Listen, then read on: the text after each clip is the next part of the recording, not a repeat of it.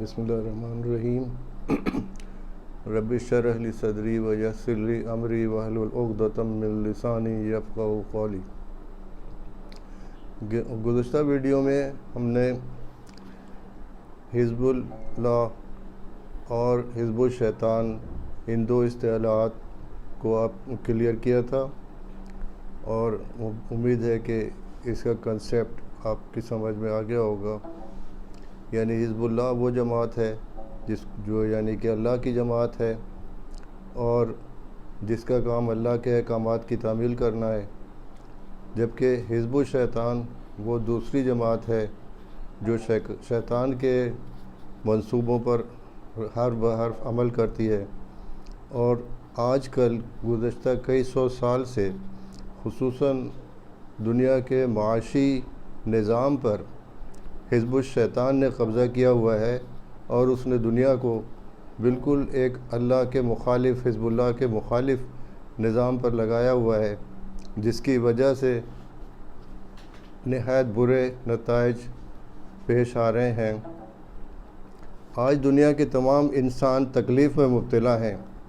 قحط، ایندھن کی رسد میں کمی، گلوبل وارمنگ، سمندری آلودگی اور اوزون میں ہونے والا سوراخ، یہ سب بڑے بڑے خطرات ہیں۔ ان خطرات کی وجہ سرمایہ دارانہ معاشی نظام ہے، جس کی بنیاد ربا پر قائم ہے۔ اس نظام کو چلانے والے چند صہیونی یہودی ہیں۔ خوفناک بات یہ ہے کہ وہ پوری دنیا کو تباہی کے دہانے پر لے آئے ہیں۔ کوئی وجہ تو ہے کہ اللہ اور اس کے رسول نے ان لوگوں کو ربا کے نظام کے خلاف ان لوگوں اور ربا کے نظام کے خلاف اعلان جنگ کیا ہوا ہے۔ اب میں ان لوگوں کے بارے میں قرآن پاک سے چند آیات سناتا ہوں۔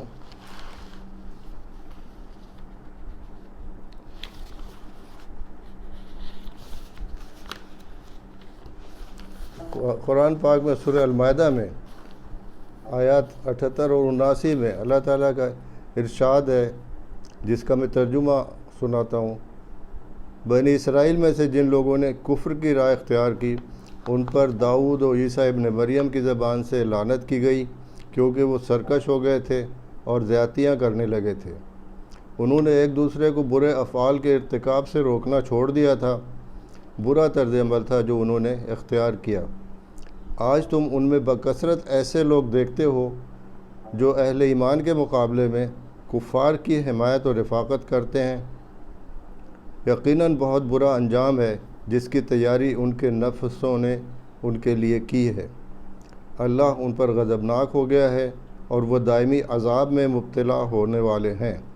اگر فی الواقع یہ لوگ اللہ اور پیغمبر صلی اللہ علیہ وسلم اور اس چیز کے ماننے والے ہوتے جو پیغمبر پر نازل ہوئی تھی، تو کبھی اہل ایمان کے مقابلے میں کافروں کو اپنا رفیق نہ بناتے،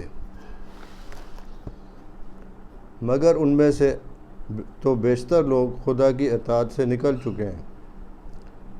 مزید یہ کہ آگے مزید آیات ہیں جن کا ترجمہ یہ ہے، تم اہل ایمان کی عداوت میں سب سے زیادہ سخت یہود اور مشرکین کو پاؤ گے، اور ایمان لانے والوں کے لیے دوستی میں قریب تر ان لوگوں کو پاؤ گے جنہوں نے کہا تھا کہ ہم نصارہ ہیں۔ یہ اس وجہ سے ہے کہ ان میں عبادت گزار عالم اور تارک الدنیا فقیر پائے جاتے ہیں، اور ان میں غرور نفس نہیں ہے۔ جب وہ اس کلام کو سنتے ہیں جو رسول پر اترا ہے، تو تم دیکھتے ہو کہ حق شناسی کے اثر سے ان کی آنکھیں آنسوؤں سے تر ہو جاتی ہیں۔ وہ بول اٹھتے ہیں کہ پروردگار، ہم ایمان لائے، ہمارا نام گواہی دینے والوں میں لکھ لے۔ وہ کہتے ہیں کہ آخر کیوں نہ ہم اللہ پر ایمان لائیں، اور جو حق ہمارے پاس آیا ہے اسے کیوں نہ مان لیں، جبکہ ہم اس بات کی خواہش رکھتے ہیں کہ ہمارا رب ہمیں صالح لوگوں میں شامل کرے۔ ان کے اس قول کی وجہ سے اللہ نے ان کو جنتیں عطا کیں جن کے نیچے نہریں بہتی ہیں، اور ان میں ہمیشہ رہیں گے۔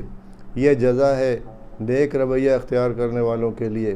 رہے وہ لوگ جنہوں نے ہماری آیات کو ماننے سے انکار کیا اور انہیں جھٹلایا، تو وہ جہنم کے مستحق ہیں۔ تو یہ ان آیات میں آپ نے دیکھ لیا واضح فرق حزب اللہ اور حزب الشیطان سے تعلق رکھنے والے لوگوں کا۔ اب اپنے ملک کے نظام کے بارے میں بات کرتے ہیں۔ IMF کا حکم ہے کہ حکومت اسٹیٹ بینک سے قرض نہ لے۔ اب آئیے دیکھیں کہ حکومت کیا ہے، اسٹیٹ بینک کیا ہے اور روپے کا مالک کون ہے۔ حکومت عوام کی بااختیار نمائندہ ہے اور ان کی طرف سے کرۂ ارض کے ایک حصے یعنی پاکستان پر اقتدار رکھتی ہے، یعنی پاکستان میں واقع سب کچھ قوم کا ہے اور حکومت کا ہے، چنانچہ روپیہ اسی کا ہے۔ اسٹیٹ بینک ادارہ ہے جو حکومت کے قانون SBP ایکٹ 1947 کے ذریعے قائم ہوا ہے۔ حکومت اور قوم اس ادارے کی اور جو کچھ اس میں رکھا جاتا ہے کرنسی نوٹوں کے ذخیرے کی مالک ہے۔ اب آپ یہ دیکھیں، اگر آپ کسی بھی کرنسی نوٹ کو نکال کر اس کے اوپر لکھی ہوئی عبارت کو دیکھیں تو اس میں دو باتیں لکھی ہوئی ہیں۔ ایک یہ کہ اسٹیٹ بینک آف پاکستان حامل حاضہ کو مطالبے پر ادا کرے گا۔ اب یہ تو نہیں معلوم ہوتا کہ کیا ادا کرے گا، کیونکہ وہ گولڈ بیکنگ سسٹم تو اب ہے نہیں، سونا تو اسٹیٹ بینک میں نہیں ہوتا، اور نوٹ تو وہ آلریڈی ہے جس کے اوپر عبارت لکھی ہوئی ہے، تو یہ بات غیر واضح ہے۔ چلے اس کو بھی ایک طرف رکھیں۔ اگلی عبارت دیکھیں جو چھوٹی سی لکھی ہوئی ہے کہ حکومت پاکستان کی ضمانت سے جاری ہوا۔ اب کیونکہ جتنے بھی کرنسی نوٹ ہیں حکومت پاکستان کی ضمانت سے جاری ہوئے ہیں، جبکہ ملک کے وسائل، ملک کے تمام اثاثے اور سب کچھ جو ملک میں ہے عوام کا اور حکومت کا ہے، سب کے مالک عوام اور حکومت ہیں۔ حکومت عوام کی طرف سے اور ریاست کی طرف سے یہ اعلان کرتی ہے کہ اس کی ضمانت سے یہ نوٹ جاری ہو رہا ہے، تو اس کے نتیجے میں نوٹوں کا مالک، کرنسی نوٹوں کا مالک وہ حکومت کو ہونا چاہیے، لیکن اس کے بجائے اسٹیٹ بینک ان کرنسی نوٹوں کو اپنی ملکیت کے طور پر استعمال کرتا ہے۔ اب دیکھیں کہ کرنسی نوٹوں کے اسٹیٹ بینک اسے صرف سودی قرض کے صورت میں حکومت کو دیتا ہے، اور اس قرض کو حسب وعدہ واپس بھی کیا جاتا ہے، اور اس پر اسٹیٹ بینک کو سود بھی دیا جائے۔ تو پھر اسٹیٹ بینک اس کرنسی کا مالک کیسے بن گیا، اور حکومت اسے مالک بنا کر خود کیوں اس کی محتاج بن گئی؟ اس کی وجہ یہ ہے کہ جو مالیاتی نظام انگریزوں کی حکومت کے زمانے میں رائج تھا، جن کی رگیں جہاں کرنسی یہود کے پنجے میں تھی، اسے سوچے سمجھے بغیر ہم چلاتے رہے۔ انگلینڈ میں یہودیوں کے کنٹرول کا بینک آف انگلینڈ تھا جو نوٹ جاری اور کنٹرول کرتا تھا۔ برٹش انڈیا میں بینک آف انگلینڈ ہی کی طرح کا ریزرو بینک آف انڈیا تھا۔ جب برٹش انڈیا کی تقسیم ہوئی اور پاکستان وجود میں آیا تو افراتفری کے عالم میں بغیر سوچے سمجھے پاکستان میں بھی ریزرو بینک آف انڈیا کے خطوط پر اسٹیٹ بینک آف پاکستان قائم کر دیا گیا، جس میں ایک ریسرچ ڈپارٹمنٹ بھی تھا، جس کا پہلا کام یہ ہونا چاہیے تھا کہ سود سے پاک اسلامی مالیاتی نظام قائم کرنے پر غور کرتا، جس میں اسٹیٹ بینک کو بینکوں کے بینک کی بجائے قومی خزانے میں تبدیل کر دیا جاتا اور اپنے ملک کو ترقی یافتہ فلاحی مملکت بنانے کے لیے استعمال کیا جاتا۔ قائد اعظم بھی اسٹیٹ بینک کے ریسرچ ڈپارٹمنٹ سے اسی کام کے کرنے کی توقع رکھتے تھے، جیسا کہ اسٹیٹ بینک افتتاح کرتے وقت ان کی تقریر سے معلوم ہوتا ہے۔ ہم نے اپنی گزشتہ ویڈیوز معاشیات اسلام میں اب تک سودی سرمایہ دارانہ نظام سے معیشت کو نکال کر اسلامی نظام معیشت کے نفاذ کے لیے جو اقدامات تجویز کیے ہیں وہ مختصراً اس طرح ہیں۔ پہلا کام سودی لین دین کو قانوناً ممنوع قرار دینا ہے۔ اس لیے پہلا قدم یہ ہوگا کہ مہاجنی سود یعنی یوزوری پر مکمل پابندی کا قانون بنا کر نافذ کر دیا جائے، جس میں سزائیں تجویز کی جائیں، قانون کو سختی سے نافذ کیا جائے اور سودی لین دین کے اس راستے کو بلاک کر دیا جائے۔ اس کے ساتھ ہی زکوٰۃ کی وصولی کا نظام ایک سرکاری مذہبی ادارے مثلاً وزارت مذہبی امور یا اسلامی نظریاتی کونسل کے ذریعے اوقاف یا زیر نگرانی وزارت مذہبی امور اوقاف کے ذریعے قائم کیا جائے۔ یہ معاملہ بھی اختیاری نہیں ہے بلکہ اسلام کے مقرر کردہ فرض کی ادائیگی کا ہے۔